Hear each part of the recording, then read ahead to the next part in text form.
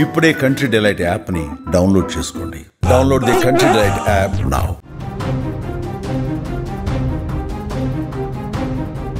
జూబ్లీహిల్స్ ఉప ఎన్నికల వేళ షేక్పేట్ డివిజన్లో లాఠీ చార్జ్ జరిగింది.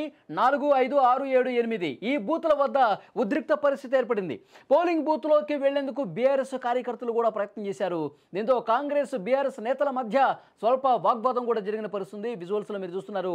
అక్కడ ఒక్కసారిగా గొడవ స్టార్ట్ కావడంతో ఒక్కసారిగా బీఆర్ఎస్ కాంగ్రెస్ కార్యకర్తల మధ్య ఒక తోపులాట జరగడంతో ఘర్షణ పూరిత వాతావరణం కనపడటంతో పోలీసులు లాఠీ చార్జ్ చేసే పరిస్థితి కూడా ఏర్పడింది. చూశారు, మనం చాలా స్పష్టంగా చూస్తూ ఉన్నాం. పోలీసులు లాఠీలకు పని చెప్పాల్సినటువంటి పరిస్థితి ఏర్పడింది. ఎందుకంటే బాహాబాహికి దిగినటువంటి పరిస్థితి ఉంది. ఇక్కడ ఈ బూతుల్లో రిగ్గింగ్ చేసుకుంటా ఉన్నారని చెప్పి పరస్పరం ఆరోపణలు చేస్తున్నారు. బీఆర్ఎస్ ఏమో కాంగ్రెస్ మీద ఆరోపణ చేస్తుంది, కాంగ్రెస్ కార్యకర్తలు ఏమో బీఆర్ఎస్ కార్యకర్తల మీద ఆరోపణలు చేస్తున్నారు. ఇక్కడ రిగ్గింగ్కి పాల్పడుతూ ఉన్నారు, ఇక్కడ వన్ సైడ్గా ఓట్లు వేయించుకుంటా ఉన్నారు అని చెప్పి ఆరోపణలు చేస్తూ బూతుల దగ్గర గొడవకు దిగినటువంటి పరిస్థితి కనిపిస్తుంది. ఈ నేపథ్యంలో గొడవ అంతకంతకు పెరుగుతున్నటువంటి నేపథ్యంలో పోలీసులు లాఠీలకు పని చెప్పాల్సిన పరిస్థితి ఏర్పడుతుంది.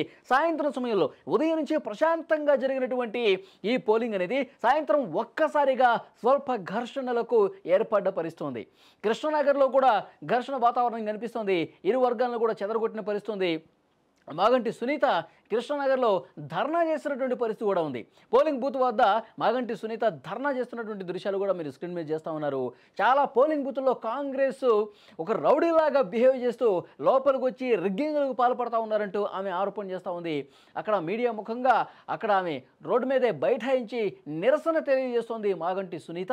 కాంగ్రెస్ పార్టీ ఇష్టానుసారంగా అధికారం తమ చేతుల్లో ఉందని కాబట్టి కొంతమందిని ఉసిగొల్పి కొంతమంది లోపలికి పంపించి వన్ సైడ్గా ఓటింగ్ చేసుకుంటా ఉన్నారని చెప్పి అనుమానం వ్యక్తం చేస్తూ పెద్ద ఎత్తున అక్కడ బీఆర్ఎస్ ఆందోళన చేస్తోంది. బీఆర్ఎస్ అభ్యర్థి మాగంటి సునీత రోడ్డు మీద బైఠాయించి ఆందోళన చేస్తున్నటువంటి దృశ్యాలు కూడా మీరు స్క్రీన్ మీద చూస్తూ ఉన్నారు.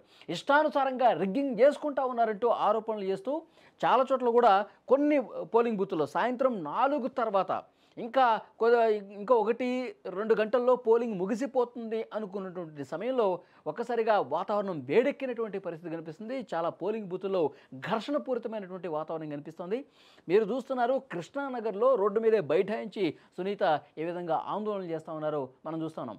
కాంగ్రెస్ పార్టీ రిగ్గింగ్ పాల్పడుతుందని చెప్పి ఆమె ఆరోపణ చేస్తుంది. మరోవైపు కాంగ్రెస్ పార్టీ వాళ్ళు కూడా ఇది బీఆర్ఎస్ నేతలు మూకుమ్మడిగా చాలా చోట్ల దాడులు చేస్తూ ఉన్నారు, బీఆర్ఎస్ నేతలు ఈ ఘర్షణలకు వాళ్లే కారణం అంటూ కాంగ్రెస్ పార్టీ కార్యకర్తలు కూడా ఆందోళన చేస్తున్న పరిస్థితి. ఒక్క చోట శృతి మించడంతో షేక్పేట్లో అక్కడ మీరు స్క్రీన్ మీద చూస్తూ ఉన్నారు, పోలీసులు లాఠీలు నేల మీద కొడుతూ వాళ్ళందరినీ కూడా తరుముతున్నటువంటి దృశ్యం మీరు చూస్తున్నారు. ఎందుకంటే ఇంకా కార్యకర్తలు పెరిగితే ఇంకా ఇక్కడ ఘర్షణ జరుగుతుంది, గొడవ జరుగుతుందని సమాచారం తెలుసుకున్న వెంటనే ఇంకొంత కార్యకర్తలు అక్కడ పెరిగితే గనక మరింత గొడవ పెద్దదవుతుందన్న ఉద్దేశంతో పోలీసులు వాళ్ళందరినీ కూడా చెదరగొడతా ఉన్నారు. అక్కడి నుంచి పంపిస్తున్నటువంటి పరిస్థితి కనిపిస్తోంది.